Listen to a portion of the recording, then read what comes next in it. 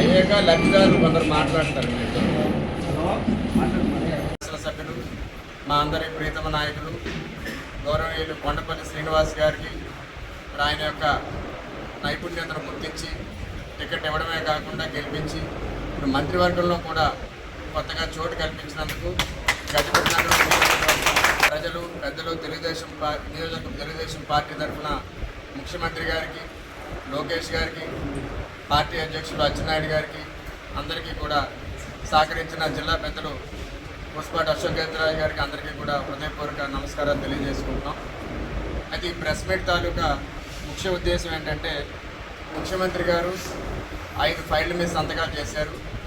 అందులో మొదటిది mega DSC 16,600 పైచిలకు పోస్టులు నోటిఫికేషన్ ఇస్తూ ఉత్తర్వుల మీద సంతకాలు పెట్టారు. ఇది చాలా హర్షించదగ్గ, ఆహ్వానించదగ్గ పరిణామం. ముఖ్యంగా గత 5 సంవత్సరాలుగా డిఎస్సి నోటిఫికేషన్ అనే కాదు, ఏ రకమైన నోటిఫికేషన్లు లేక నిరుద్యోగ యువత చాలా 5 సంవత్సరాలుగా చాలా సఫర్ అయ్యారు. ప్రాజెక్టులు కానీ, పెట్టుబడులు కానీ ఏమీ లేక మరి మొట్టమొదటిసారిగా దాన్ని గుర్తించి మొన్న యువత కూడా మరి ఏదైతే ఎన్డీఏ కూటమికి బ్రహ్మరథం పట్టి ఓటేశారో దాన్ని గమనించి ముఖ్యమంత్రి గారు మొట్టమొదటిసారిగా 16,600 పైచిలకు నోటిఫికేషన్ ఇచ్చినందుకు వారికి మరి ఆంధ్రప్రదేశ్ యావత్ మరి ఈ నిరుద్యోగ యువత తరఫున హృదయపూర్వకంగా వారికి మా శుభాకాంక్షలు, అభినందనలు తెలియజేసుకుంటున్నాం. అలాగే వీటితో పాటు మరొక ముఖ్యమైన విషయం ఏంటంటే ల్యాండ్ టైటిలింగ్ యాక్ట్. ఇది మీ అందరికీ తెలుసు. బహుశా నాకు తెలిసి దేశంలో ఇటువంటి చట్టం ఎక్కడా కూడా అమలు కాలేదు. ముఖ్యంగా ప్రజాస్వామ్యంలో ఎక్కడన్నా పొరపాటు జరిగితే, అన్యాయం జరిగిందనిపిస్తే న్యాయస్థానానికి వెళ్ళే హక్కు ప్రతి ఒక్కరికి ఉంటుంది. కానీ ల్యాండ్ టైటిలింగ్ యాక్ట్ అనే పేరుతో న్యాయస్థానాలకు కూడా వెళ్ళకూడదు అనే కొత్త చట్టాలు గత ప్రభుత్వం చేసింది.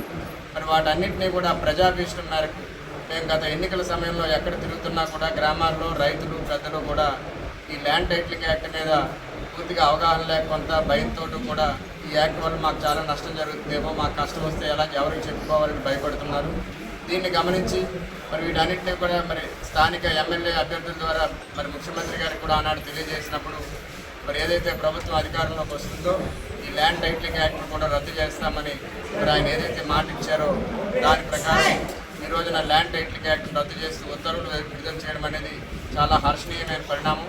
దీనివల్ల ఎవరి భూమి వారికి దక్కుతుందని ఆనందం. ఏంటంటే అన్నా క్యాంటీన్ల పునరుద్ధరణ, దీనికి కూడా వెంటనే ముఖ్యమంత్రి గారు చొరవ తీసుకుని మరి వెంటనే చర్యలు తీసుకున్నారు.